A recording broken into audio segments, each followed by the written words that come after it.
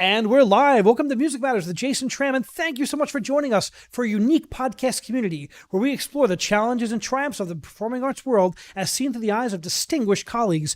And thank you so much for helping us grow. We just hit 1,865 subscribers, and we grow every day thanks to people like you who watch our content, share our videos, hit that like button. Please, if you haven't subscribed to us, hit that subscribe button and smash that bell icon for the most up-to-date information on our upcoming guests and topics. And we've done over 270 shows, and to see our past shows, you can check out our website at www.jasontram.net. We have we're on location today. You can see we're not in our normal studio setting. We are in Battery Park City in beautiful New York City, here with Stefanos Koroneos, and no stranger to the Music Matters podcast. This is his third or fourth per time on the show. It's our third, yes, absolutely. And you did one of my first shows, and I was terrible. So it's so great to have you back. I wouldn't categorize you as terrible. I was terrible. I was nervous. There was a time when the internet dropped and I was just staring at the camera, and now I know I just juggle and tell a joke. Right. But I'm so glad you're back, and we're here for such an exciting event. We have Zandonai's, the 100th anniversary production of Zandonai's Giulietta and Romeo, and Stefanos is the General Artistic Director of Teatro Grattacielo in New York City, which means skyscraper theater in Italian. And he's also the stage director, because he's not busy enough, of this amazing production. Tell us about this production, Stefanos. So this production is a dedication, first of all, to a beautiful story, the story of Giulietta Romeo, and to quote a very famous writer in this era and right now, in this moment, historic moment that we are all living in New York and around the world. We need stories of love, stories of hope, and stories of friendship. That the counter of the stories of horror that we're hearing around the world. That said, this production is, first of all, a production of a masterpiece that has not been performed enough, and that is based not on Shakespeare's Giulietta and Romeo, but is based on the original story that was written by a storyteller who was actually a military man in 1530, and he was the first one who wrote about this story, the story of Giulietta and Romeo from Verona. So there's a lot of these tropes go back even probably further. I love how these stories just keep on going back. That's interesting. I didn't know that. Yeah. Giulietta Romeo by Shakespeare wrote his famous play 70 years after the original story was first presented on a printed paper in 1530 in the city of Mantova. Huh. Well, that's fascinating. Yeah, I think so too. How are the two stories different? So the story that we present is a little bit more raw. It doesn't have so many characters. It has the character of Romeo, the character of Julia, the character of Tybalt, but everybody else, the minor characters, are absolutely not the same. I was going to ask about that because Tybalt has a huge role in this opera. Right. Much bigger than the story that I remember reading the Shakespeare play. Right, absolutely. It's this opera follows the stereotypical writing of the 18th and 17th century operatic stereotypical story, which is the tenor and the soprano against the bad baritone. Being a baritone yourself, what are you going to do? Exactly. That was what is interesting, because when this opera was written, there was a movement from many composers and many critics and librettists in Italy, where they wanted to create a story about an opera about Romeo and Giulietta that did not follow the path of the verismo librettos, who were a little bit more complex. They wanted a very down to the dry bone story about the two lovers that they are against the bad guy, and that's how Tybalt became a very big role. And the backdrop of the two warring families and the hatred there, and then the love blossoming in the middle, that is a great lesson for us all. Absolutely, absolutely. That's what drew me first to that production. Obviously, the incredible music. It goes without saying. It's a masterpiece. The orchestration is incredible. The choruses are incredible. Yeah, there are a lot of choruses. Oh yeah, you would know that. That moment of 6 male voices chorus is just, for me, it's already that already is fantastic. And all dissonances, but mostly what drew me was the story. The story of love, the story of friendship, because I thought that New York right now needed to have a production that talks about love and about friendship. So that's beautiful. Now, you've created a site-specific performance production of this show. Tell us about what it's going to look like when people come to the show. Right. So everything started a year ago when I visited Battery Park City, and I talked to my partners in crime here, which are two lovely ladies who are the managers of the events of Battery Park City. And we were looking for a place where we could present an opera that kind of fitted the profile of any kind of Italian verismo opera. So we started going around, scouting around the park, and then we are finished up at the Wagner Wall, the Wagner Pavilion, and it was this incredible wall, this incredible red brick, a balcony, and I said to them, well, I was thinking for a long time to do this opera, Zandonai, Giulietta, Romeo. How do you feel about it? And they were like, yeah, go for it. Obviously, the difficulties of doing a site-specific production are a lot. First of all, the technical aspects. If I am specializing in presenting productions through technology and art, so there is always a technology and an art element in my productions. And so we had to come up with a plan where we can not only project that huge wall, but also we could lighten it in a way that we can recreate a specific ambience, a specific mood that fits the story. So you don't have there's no overhang, there's no lighting rigs, so you have to be very creative with the right. approach. We could not do any of this, but we are practically unifying those goals, the two goals. We are creating a stage that is very, very specific. We have 6 20K projectors. We have an incredible amount of lighting that is mostly footlights, put in a specific way that they create the mood of the opera. So you're someone who's been in the opera industry for your entire career, and as a singer, and as now an executive, and an artistic director, and stage director. So what I love about opera, since the 1600s, when it was founded and was begun, was it was always the synthesis of all the arts. When you're synthesizing technology into that, it becomes even more interesting because we're incorporating things that they didn't even have when these shows were written.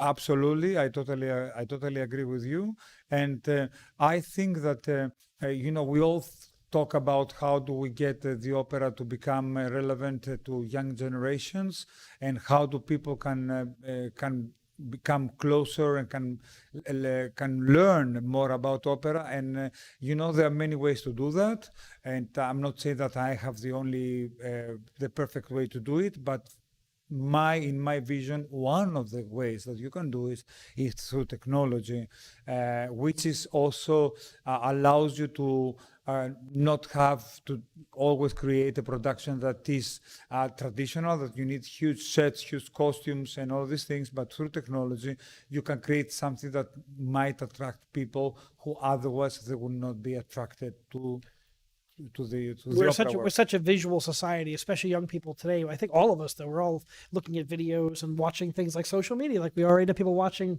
on YouTube. Right. So when you have these video screens, how do you design the productions? How do you design your videos, and who do you work with? So everything goes back to my childhood. I have always had a very photographic memory. What I mean about that is that I might not remember your name, but I will remember how you look, exactly how you look like for a very long time.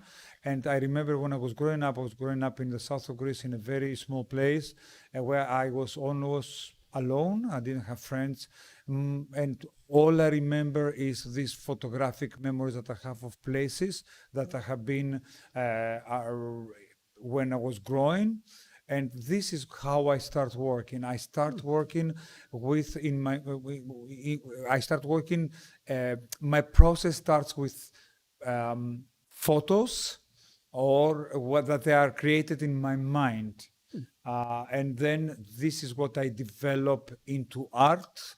And from art, I put it into the stage. Very exciting.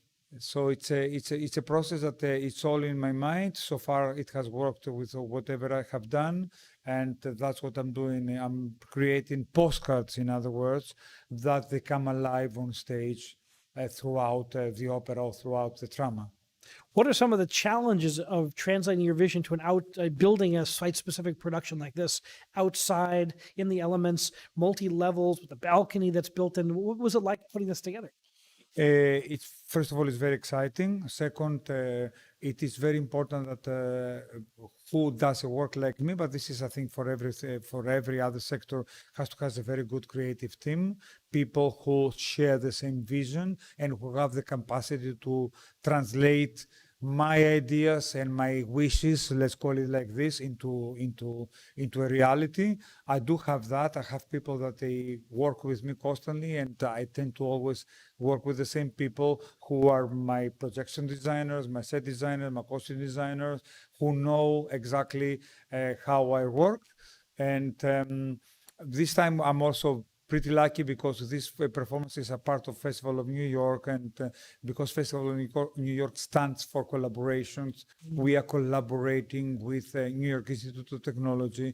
We have a team of practically 16 people from their side who are working on animations. And that's something that requires a big team, lots of work, and lots of emails, lots of Zoom meetings, a year of Zoom meetings, and things After COVID, we're all ready for Zoom meetings. Oh, no yeah. problem. I can take one anywhere, in the car, in the house. Exactly, Yes, exactly. we can do it anywhere. Yes, and I don't mind Zoom meetings. We can multitask in so many unique ways right now. Right. Isn't it wonderful? I mean, who would have ever thought that we can? Once upon a time, I mean, I remember a few years ago, you had to travel somewhere, go to a meeting, then spend more time to travel back. Yeah. And now you can have that on Zoom. Not that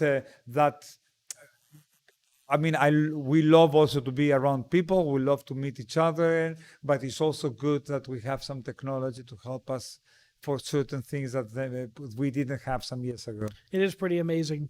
So tell us about the artistic team on this show. You've got a wonderful cast of singers. I'm working with the chorus and watching all the artistry come together, and you have an absolutely world-class cast. Tell us about who we have in the show. So we have a fantastic conductor. His name is Capocaccia, who is the artistic director of Syracuse Opera. And really, I'm very lucky that he is with us because he understands the spirit of this piece, and that was very important. Clearly, the language of this piece. Okay, I'm directing obviously the show. We have Tassos Protopsaltou, who is one of my favorite costume set designers, who has come from Greece to do that. The production is very specific because when I started thinking of Romeo and Giulietta, the first thing that I had in my mind is that I wanted a black on black performance. So I wanted everything to be on the shade of black. And that's very, very, very hard. And you can see it also from the poster. When I first talked to him and I told him my idea, he was a little bit, I think he was looking at me like I was some crazy person. And I told him, I know that what I'm asking is very difficult, but I would like that this production is solo on the shades of black, and he has delivered.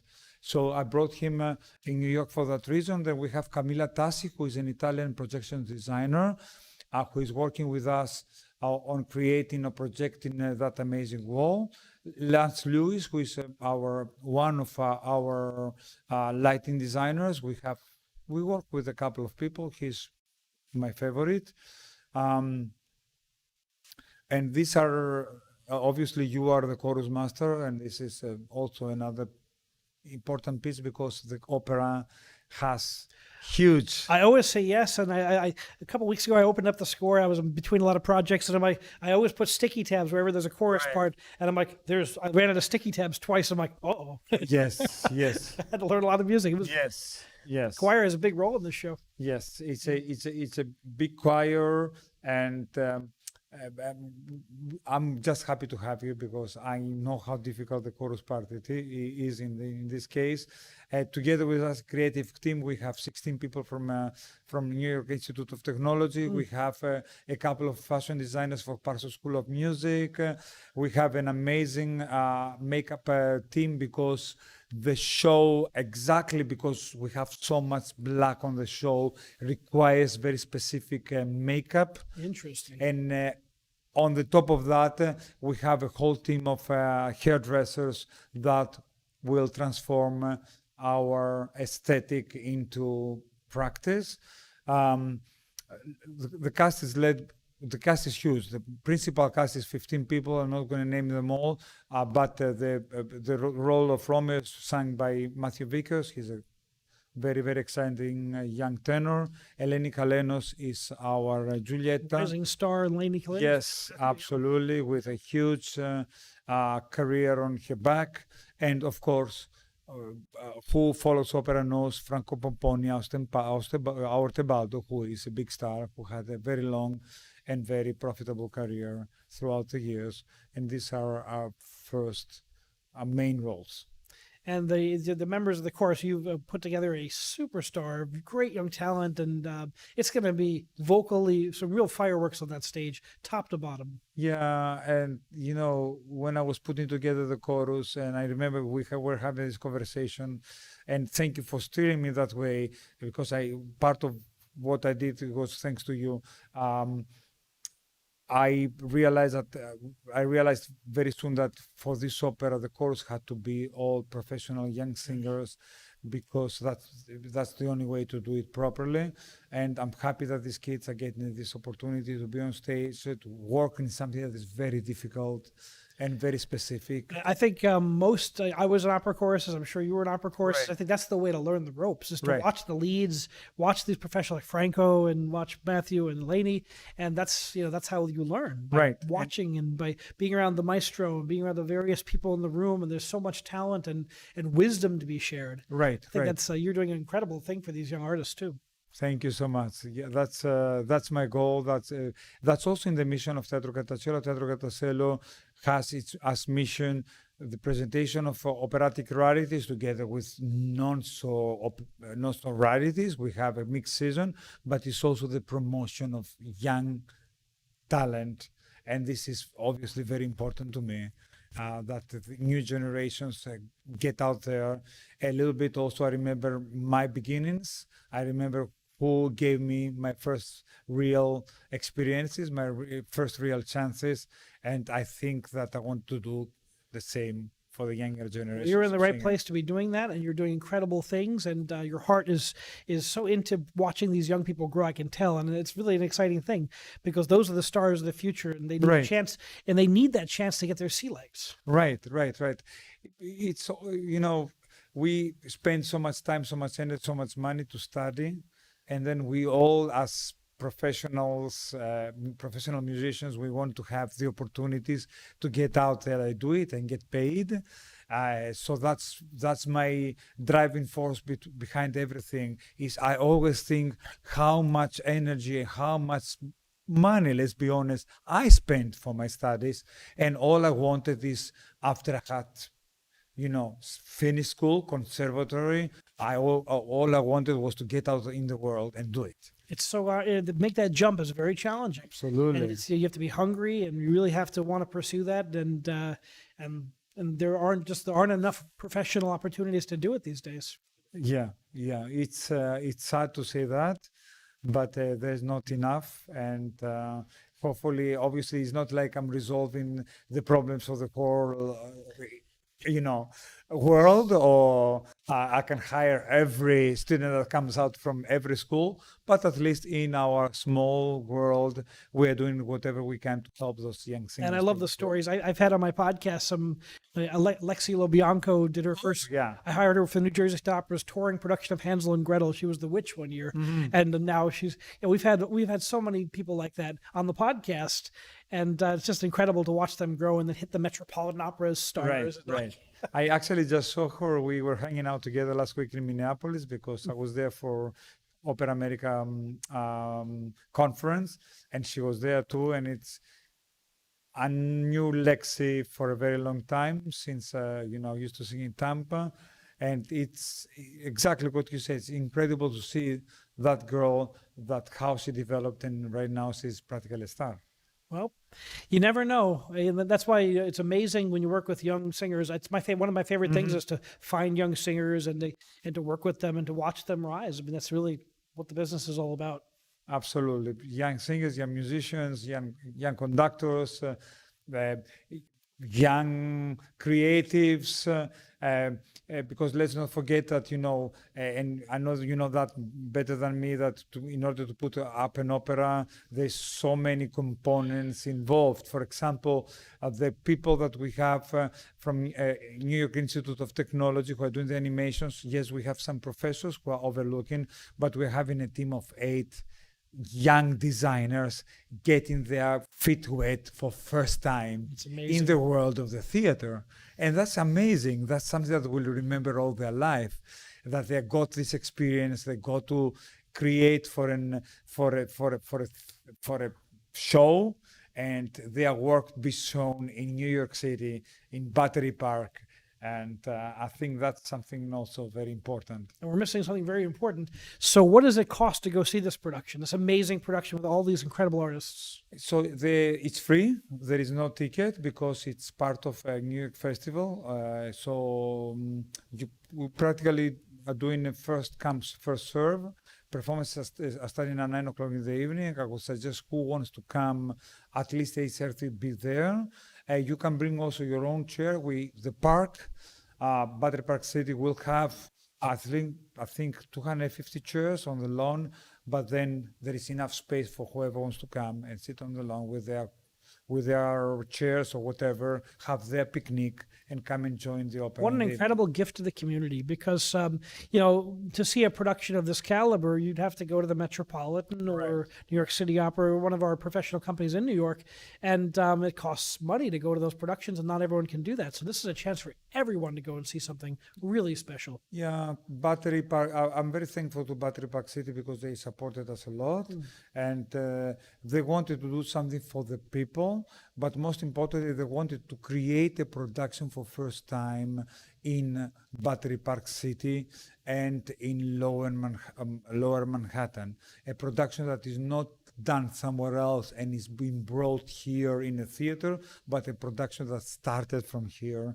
And we have been working for that for a year. In my case, I'm trying to get Teatro Grattacielo to be an opera company for everybody, because I think it's really very important that people get to know these masterpieces, and these masterpieces are not only for the few 20, 30, 100 people in New York who really are passionate about opera. Yeah, the opera fanatics are fanatics. Right. we love our opera. I mean, I know Zandonai's music through Francesca da Rimini, Right. but I only heard the tenor aria before tracking the score and digging in. So it's really quite fascinating to look at a different masterwork. And it tells me something about the work I did know. Right. That's the whole idea. Like, how do we take those operas that maybe people consider them museum pieces, and you bring them to the people and you let them know that, yes, I know that you have been to the Met 10 times, you have seen 10 Bohèmes and 20 Traviatas and maybe 30 Rigolettos, but maybe you should consider listening to something else, and then you will discover that these operas are really worth to listen and to listen to listen again. Well, it's very exciting. Where can people go to find out more about the show? They can go in our website, www.grattacielo.org. Also, in the description of this video, you can find a link to that right there. Excellent, excellent. Or they can go to Battery Park City website. They have information there. There is also an Eventbrite link that takes you to an RSVP, which is not actually a ticket. It's just a lot of information. And if you want, you can put your email there. And we can keep you on the loop for what is happening. But yeah, all our websites have all this information together with the fact list. How do you come down here? What subway do you take? Where to wear, which is practically park clothes, what time, etc. Well, this is very exciting. What is your company's plan for next season? So I'm not so sure yet. We are right now discussing several titles and several collaborations. One of the other things that are close to my heart is exactly collaborations, co-productions. And that's where the company goes. That I think this is the future of many opera companies, especially when they have budgets, where they do not have budgets like the Met. Or like other big companies. So right now we are in that place where we are already discussing our next season, and we will make announcements very soon. Very exciting. Well, check out the website for those announcements as things grow and interchange. And you're not going to want to miss this production. It is going to be spectacular. Just sitting here watching the music come together in the staging rehearsals, I think everyone's realizing this is going to be something truly extraordinary. Thank you. And thank you for being with us, really. Stefanos, thank you for being on the show again. Thank you. And here's to many more. Thank you. Thank you for joining us on Music Matters with Jason Tramm. Please remember to subscribe to us on YouTube and smash that bell icon. We have a lot of great shows coming up this summer in a lot of different genres of music, and we can't wait to see you there. Thank you.